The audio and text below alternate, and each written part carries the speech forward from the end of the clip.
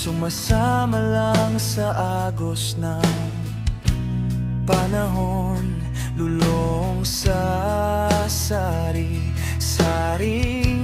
kasalanan, at hindi alam kung alin ang patutunguhan. Ngunit nang makilala ka, nagbago ang aking buhay.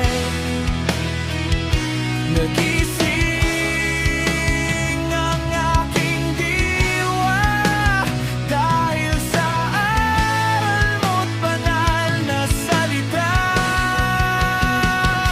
Ngayon'y alam ko na ang buhay ay mahalaga, kung ito'y gagamitin mo sa paglilingkod sa Kanya. Lahat ng iyong tinatangkilik mo ay lakas at pag-iisip, ito'y baliwala kung gagamitin mo sa hindi tama.